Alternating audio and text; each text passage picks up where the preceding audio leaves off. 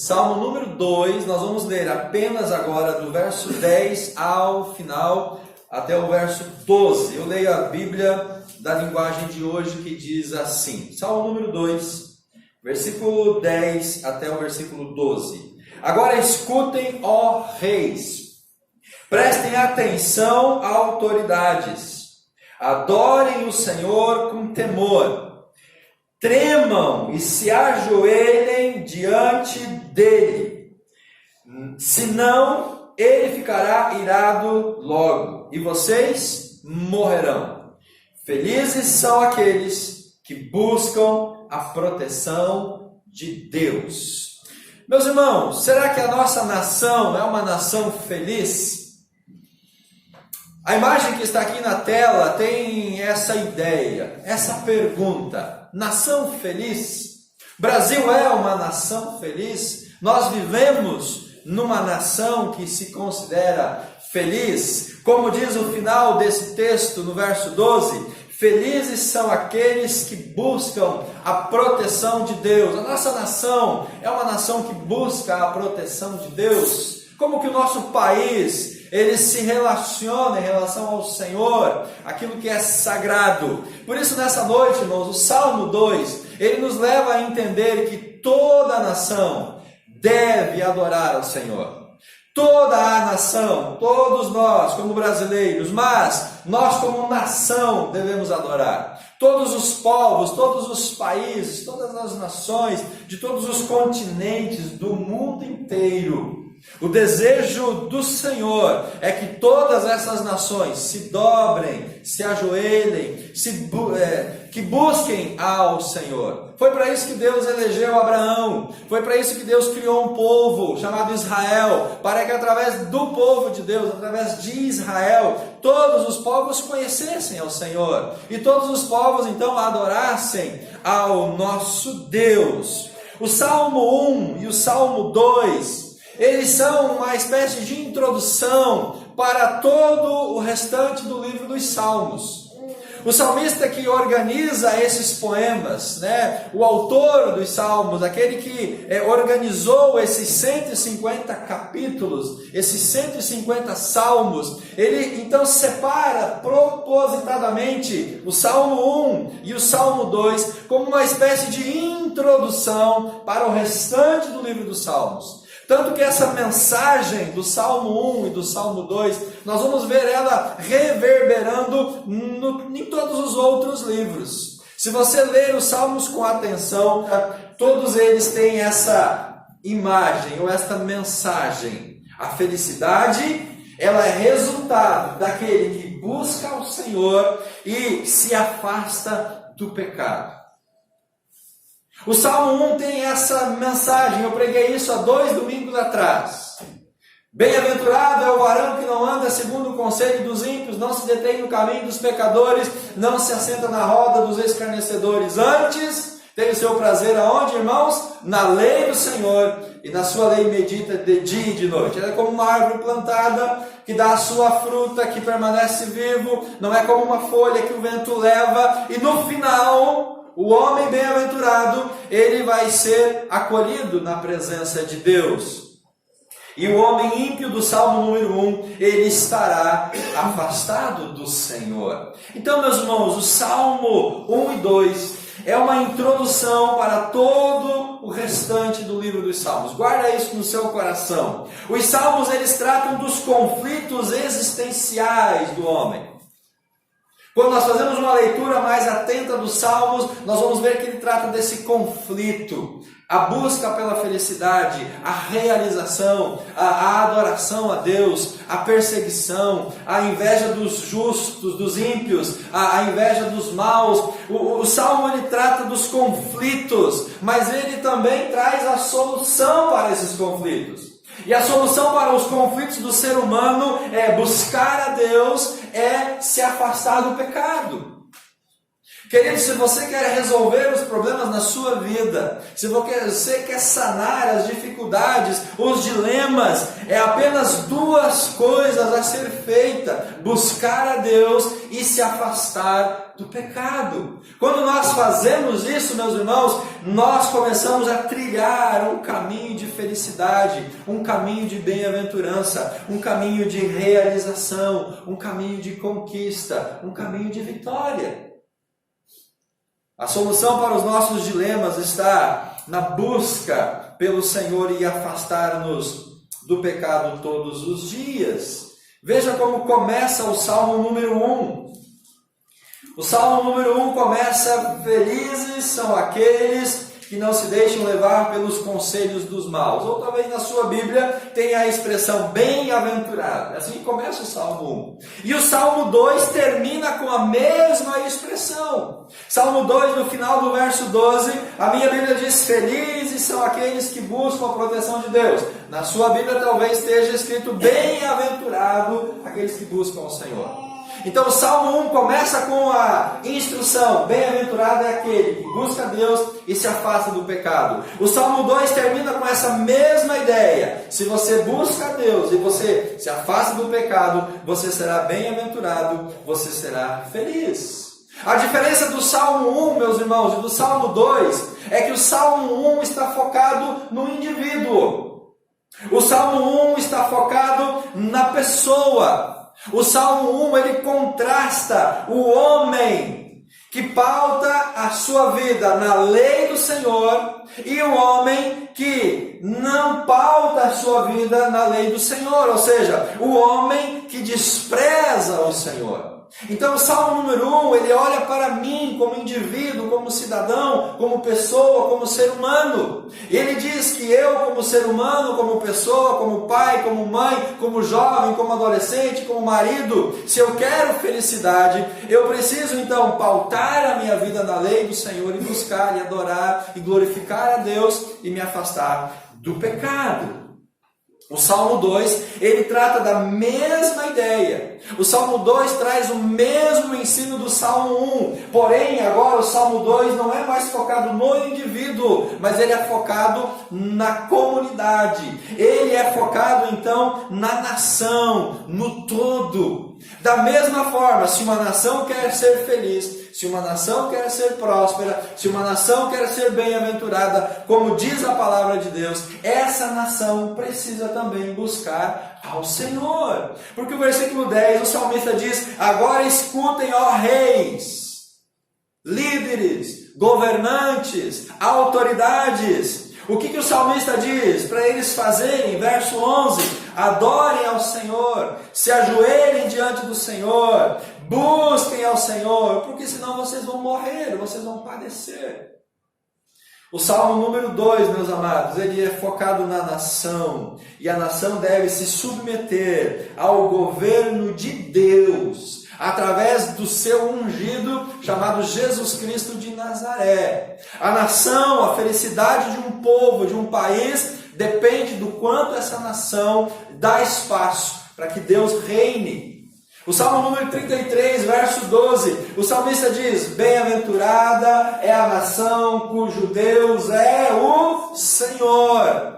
O salmista não diz bem-aventurado cuja nação é a Senhora, ou são os senhores, ou os deuses, ou as entidades, ou as filosofias. Não, o salmista diz que felicidade para a nação depende da busca e da submissão e da entrega ao Senhor. Se o nosso povo brasileiro, que é um povo tão aguerrido, um povo tão lutador, aquele povo que não desiste nunca, se nós queremos ser felizes como nação, amados, nós temos que buscar ao Senhor. Mas aí você pensa assim: pastor, mas se é um salmo que fala da felicidade da nação, eu não sou prefeito da cidade de Foz do Iguaçu para levar então a cidade a adorar a Deus e, no que depender da autoridade municipal, tirar idolatria e aquilo que não glorifica o Senhor. Pastor, eu não sou o governador do Paraná, eu não sou o presidente da República, eu não sou uma autoridade para poder levar a minha nação ou a nação a qual eu governo.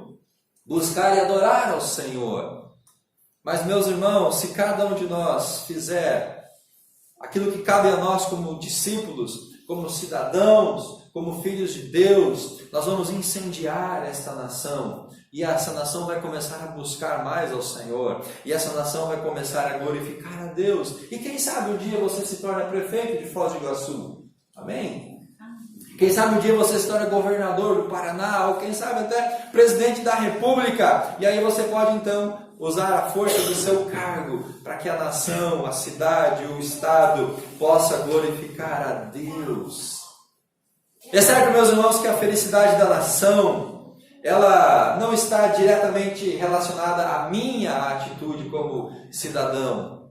Não é porque eu busco ao Senhor que agora então toda a nação será feliz. Mas eu posso agir como um servo para fazer e tornar a minha nação ainda melhor. Vida feliz é resultado de submissão a Deus, seja pessoal, seja coletiva, uma submissão voluntária, uma entrega completa à vontade de Deus, a obediência à sua palavra. Meus irmãos, se nós queremos felicidade, se nós queremos prosperidade, se nós queremos que a nossa vida se torne melhor, se nós queremos emprego, se nós queremos serviço, se nós queremos uma qualidade de vida melhor como brasileiros, como cidadãos dessa pátria, nós temos que orar e orar para que Deus possa ser o Senhor desta nação.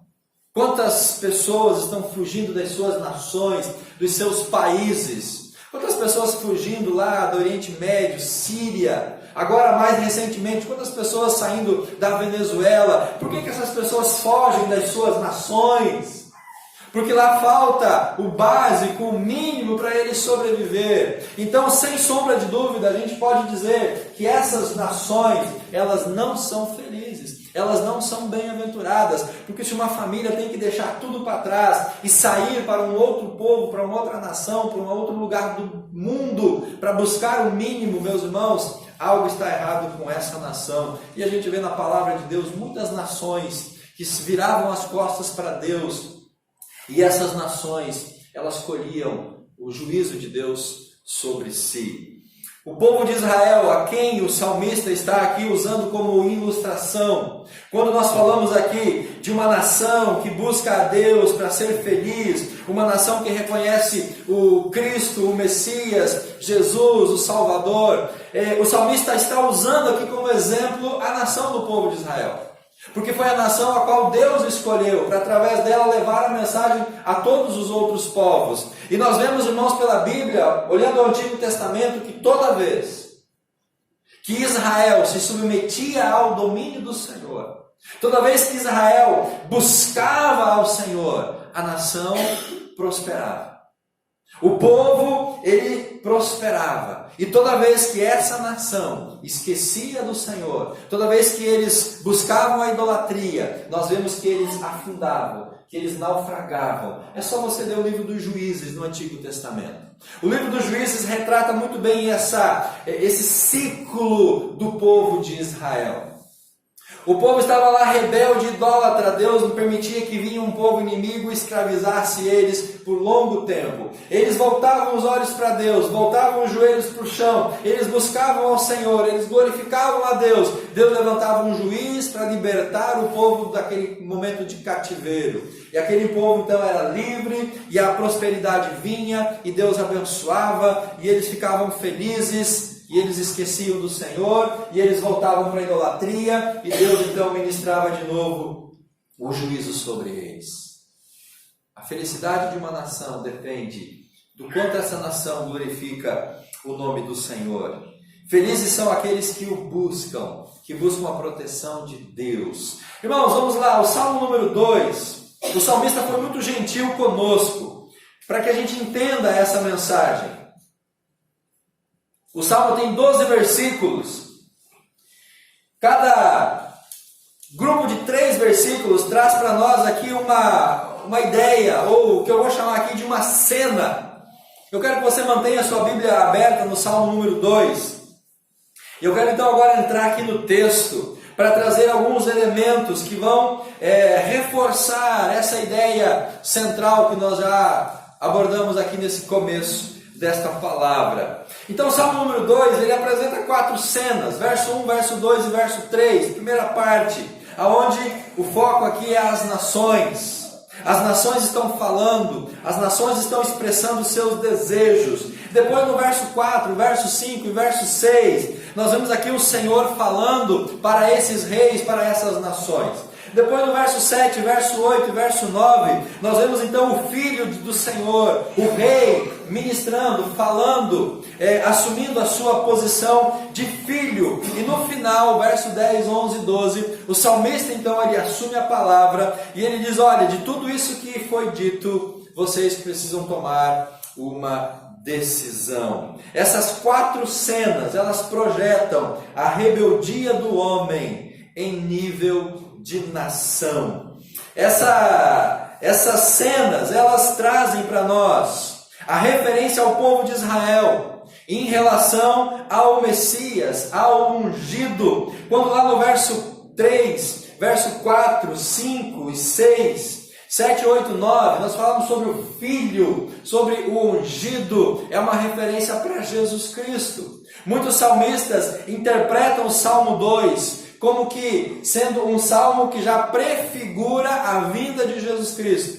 O Salmo 2 é um salmo messiânico, é o envio do Messias, do Salvador, para dominar sobre as nações, para dominar sobre os povos, para dominar sobre os reis, sobre as autoridades. Esse Deus é um Deus justo, é um Deus soberano, é um Deus que deseja conduzir a história. Amados, Deus ele está no controle de todas as coisas. Mas muitas coisas que acontecem hoje não acontecem dentro dos planos e propósitos de Deus, porque o homem se rebelou contra Deus. Mas Deus ainda deseja conduzir a história e mostrar através dessa condução a fragilidade do homem. Mostrar através do seu poder e autoridade que nós, homens, somos frágeis diante da sua autoridade, e ele mostra também o poder e a autoridade do pecado sobre a vida do homem. Então, se eu sou frágil e se o pecado ele vai me destruir, aonde que eu vou me refugiar? O salmista diz: se refugie no Filho, busque ao Senhor, se ajoelhe diante dele. Deus, ele é o Senhor que conduz a história. E é esse mesmo Deus que traz a receita da felicidade. Se fora do Senhor há condenação, se longe do Senhor há juízo, se distante do Senhor há julgamento, há choro, há ranger de dentes, o salmista diz: há felicidade em Jesus Cristo. Há vida em Jesus Cristo, há esperança em Jesus Cristo, há prosperidade em Jesus, há paz, há solução para os seus problemas, para a sua vida, para os seus dilemas em Jesus Cristo. Felizes são aqueles que buscam a proteção de Deus. Amém, igreja? Transformação está apenas em Jesus Cristo. Não adianta a gente se rebelar. Não adianta nós fazermos esforços libertários. Não, agora eu vou virar um revolucionário, eu vou fazer passeata, eu vou marcar encontros na praça, vamos nos revoltar contra as coisas erradas nesse mundo, vamos nos revoltar contra tudo aquilo que não é de Deus. Irmãos, atitudes libertárias, revolucionárias, humanas, são completamente vãs para mudar a realidade do nosso país. São vãs porque quem vai fazer essa transformação é o Senhor. Se nós queremos mudança no nosso país, temos que lutar sim pelos nossos direitos, temos que lutar sim por algumas coisas que nós acreditamos, mas nós devemos declarar que Jesus é o Senhor da nossa nação. Jesus é o Senhor da nossa vida. Isso vai ter muito mais efeito do que você ir lá para a esquina e erguer um cartaz e erguer lá a sua manifestação como uma frase de apoio ou de condenação, um esforço, libertário. Se nós dobrarmos os joelhos e orarmos e clamarmos pelo nosso país, isso tem muito mais efeito do que a gente participar de passeatas e manifestações. Não que você não deva participar, se você entender que assim deve fazer. Apenas não deixe de vir para o culto para ir numa passeata. Tem muitos cristãos que deixam de vir para a igreja para o culto para ir numa manifestação, numa passeata. A presença dele lá vai ser menos eficiente do que a presença dele aqui na igreja orando e clamando ao nosso Deus. Amém, queridos? Vamos lá, Salmo número 2, verso 1 e verso 3. Olha o que a Bíblia diz. Esses 3 primeiros versículos, eles apresentam as nações pagãs bravas com Deus. Os povos pagãos irritados com Deus. Olha o que o salmista diz. Por que as nações pagãs planejam revoltas? Os reis pagãos, as nações pagãs, os reis pagãos estavam revoltados com Deus. Estavam irados com Deus. Eles estavam planejando revoltas. Verso número 1 ainda. Porque os povos fazem planos tolos. Verso 2. Os seus reis se preparam, os seus governantes fazem planos contra Deus, o Senhor, e o rei que ele escolheu. Então o que o salmista está dizendo aqui? Nesses 3 primeiros versos, nessa primeira cena, as nações pagãs, elas se enfurecem contra Deus e contra o seu rei escolhido, que é Jesus Cristo. As nações pagãs, elas viram as costas para Deus. Essas nações planejam se revoltar contra Deus, não vão ganhar nada com isso. Esses povos, eles fazem planos tolos. Nada daquilo que eles planejam vai trazer sucesso e bem-estar para eles e para o seu povo. Os seus reis, os seus governantes estão contra Deus. Meus irmãos, se alguém está lutando contra Deus e contra Jesus Cristo, já é uma batalha perdida. Já é entrar na batalha para perder. E eles não querem ser submissos a Deus. É isso que o salmista está dizendo. Esses povos pagãos, essas nações pagãs, eles se revoltam contra Deus, eles viram as costas para o Senhor, eles não querem saber de Deus e nem de Jesus Cristo. Isso pode ser uma referência aos gentios, aos ímpios, aos pecadores, aos escarnecedores do Salmo número 1. Aquelas pessoas que não querem buscar a Deus, eles se tornam inimigos de Deus. O salmista aponta aqui para Israel e para os seus inimigos, os seus adversários, aqueles que não adoravam o Senhor, aqueles que não buscavam a Deus, mas perseguiam o povo de Israel, queriam conquistar a nação que era a nação do Senhor. Mas hoje o salmista está dizendo que essas nações, que esses reis, que esses governantes são aqueles que rejeitam o senhorio de Jesus nas suas vidas. Você conhece uma nação que rejeita o senhorio de Jesus? Você conhece uma cidade, um povo que não quer saber nada de Deus? É o que o salmista está dizendo. Existia naquele tempo e existe ainda hoje nações, povos, reis, governantes que preferem a escuridão do que a luz do Senhor. A segunda cena, Salmo número 2, verso 4 até o versículo número 6. A atenção agora muda. Irmãos, o foco agora é diferente. O verso 1, 2 e 3, o foco era as nações pagãs. Agora entra em cena, então, o Senhor. O Senhor entra em cena aqui no verso 4, 5 e 6. Olha o que o salmista diz. Do seu trono lá no céu, o Senhor ri e zomba deles.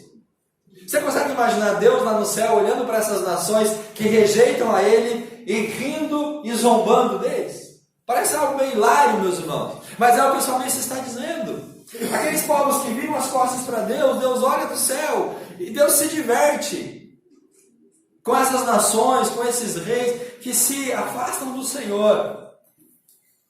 Verso número 5, então muito irado, eles o ameaçam, Deus ameaça esses reis, essas nações, e os assusta com o seu furor.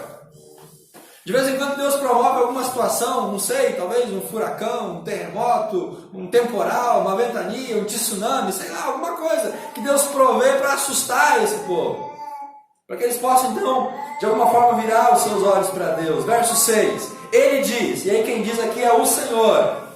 O que Deus diz? Já coloquei o meu rei no trono, lá em Sião, no meu Monte Santo. Então o que Deus está dizendo? Olha, nações, povos, se vocês não querem me adorar, não tem problema, mas vocês vão receber a consequência disso. Porque eu já decidi, eu já estabeleci o meu rei, ele já vai reinar na sua nação. O Monte Sião aqui é uma referência a Jerusalém, né? O Monte Sião, aonde foi estabelecido o templo, a casa de Deus. Deus observa as nações rebeldes e se diverte com os seus reis rebeldes. Mas Deus se enfurece e Deus os assusta. Ele deixa claro que já estabeleceu o seu rei. O homem é minúsculo perante Deus e ele é indefeso ante o seu poder e o seu domínio. O que eu e você, irmão, podemos fazer diante do poder e autoridade de Deus? Nada. O que a gente pode fazer para tentar fugir da ira de Deus? Nada. O que uma nação, um povo pode fazer para frustrar os propósitos de Deus? Nada. Se você ler a Bíblia, você vai ver que nenhuma nação, em nenhum momento, em nenhuma época, foi capaz de frustrar os planos de Deus. O que Deus estabeleceu, Deus cumpriu. O que Deus disse que faria, Ele fez. Então, rebelar-se contra Deus é tolice. Querido, você virar as costas para Deus é tolice. Você esquecer de Deus é tolice. Uma nação fazer isso também é tolice. Porque o Senhor já estabeleceu o seu rei. Jesus, em Sião, Jerusalém, no Monte Santo, aonde Abraão ofereceu o seu filho Isaque. A terceira cena do Salmo número 2, verso 7, verso 8 e verso 9. Agora, o destaque, o personagem principal é o filho. O versículo 7 começa dizendo assim: o rei diz. Quem é o rei, meus irmãos? É aquele rei que o Senhor, no texto anterior, disse que já havia estabelecido e colocado como rei em Sião. Quem é o rei que Deus colocou em Sião? Jesus. Então aqui é uma figura de Cristo. O rei está dizendo assim, verso número 7. Anunciarei o que o Senhor me afirmou. E o Senhor me disse: você é o meu filho. Hoje eu me tornei o seu pai. Verso 8. Peça e eu lhe darei todas as nações. O mundo inteiro será seu. De quem que é o mundo inteiro, meus irmãos de Deus? De quem é o Brasil? O Brasil pertence ao Senhor. O Brasil é do Senhor. Verso 9. Com uma barra de ferro você as quebrará e as fará em pedaços, como se fossem de barro. Cena número 3. O rei que governa destruirá os seus opositores. O rei que governa vai destruir tudo aquilo que se coloca contra ele, não só em termos de nação, mas também em termos de indivíduo. Existe alguma coisa que está se levantando contra você? Algo que está vindo contra a sua vida, a sua família? O rei que governa vai destruir esses opositores. Uma barra de ferro, diz o verso 9, está na mão do rei, e ele vai quebrar em pedaços os inimigos. Ele vai sobrepujar os seus adversários como se fossem potes de barro. Imagina você com uma barra de ferro batendo numa jarra de barro. Não tem como resistir, não tem como não ser destruído. Queridos, Deus é aquele que vai romper, e vai vencer, e vai dar a vitória para nós, em nome de Jesus. Jesus é o Rei vitorioso, Ele é o Filho amado. Jesus reinará sobre a terra. Ele vai reinar sobre todas as pessoas, porque a terra é a herança de Jesus Cristo.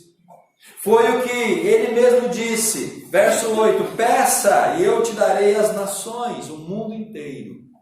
A terra, as nações, os povos são herança de Jesus Cristo. E nós, como igreja, somos co-herdeiros em Cristo. Ou seja, nós também vamos reinar sobre as nações. E Apocalipse disse que nós iremos julgar as nações ao lado de Jesus.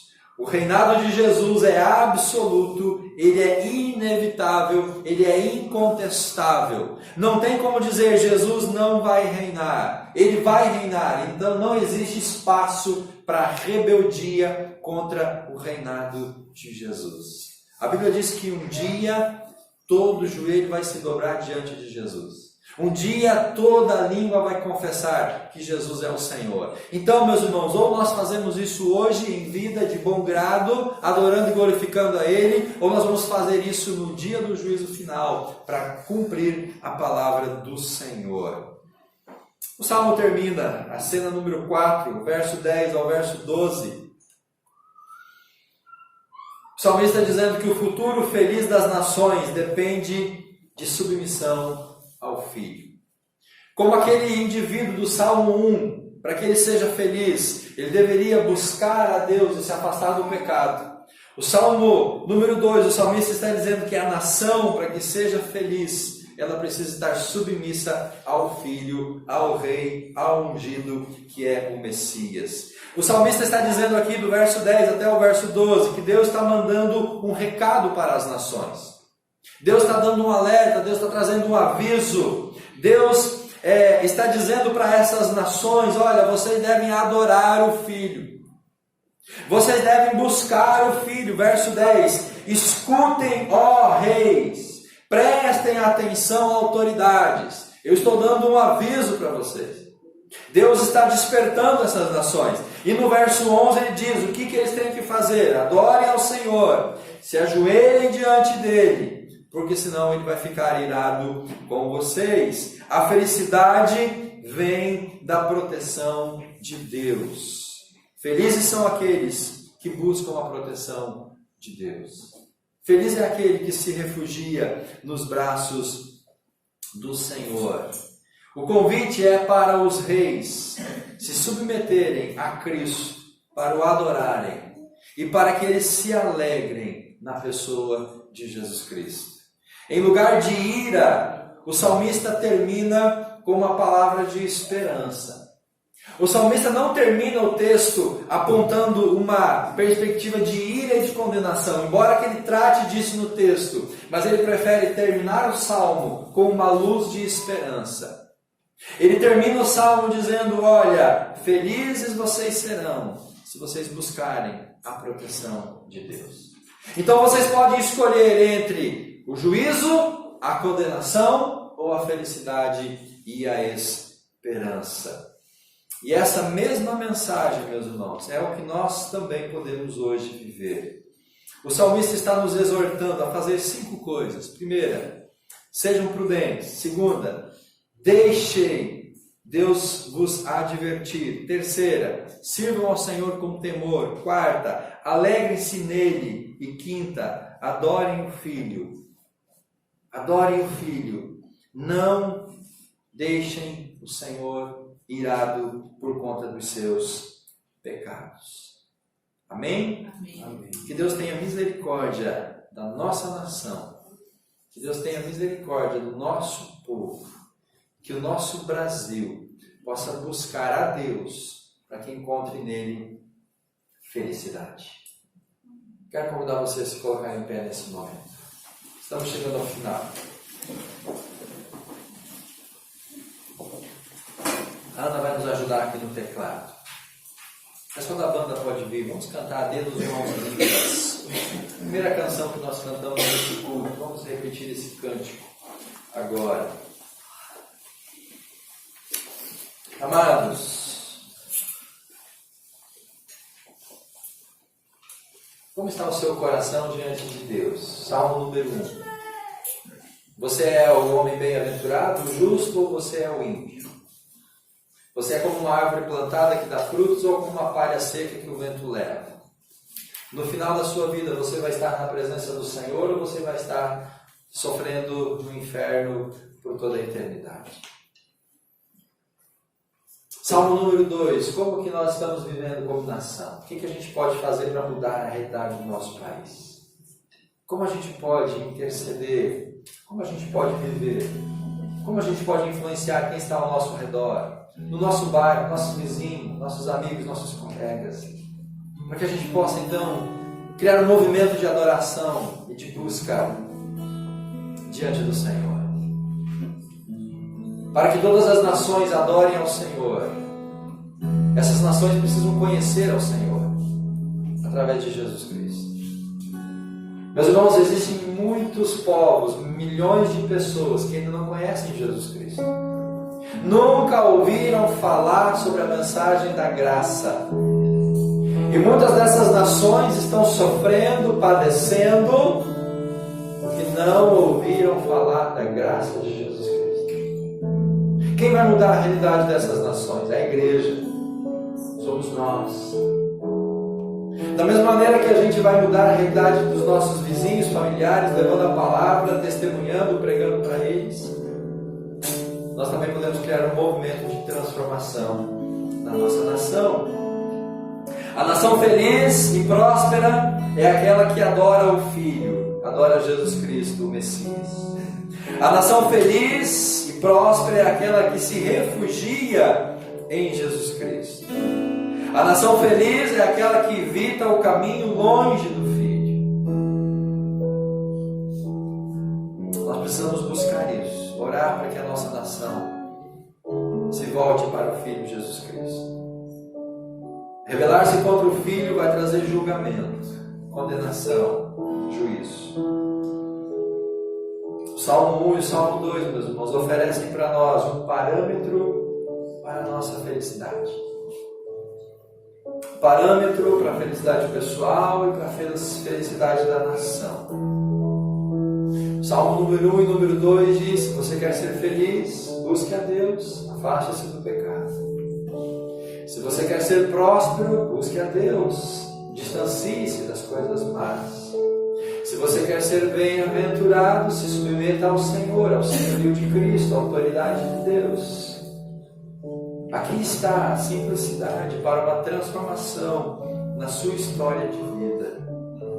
Ser bem-aventurado é resultado da busca e da entrega a Deus através da pessoa de Jesus Cristo. Se você quer ser bem-aventurado, você precisa buscar a Deus através de Jesus Cristo como Senhor e Salvador da sua vida.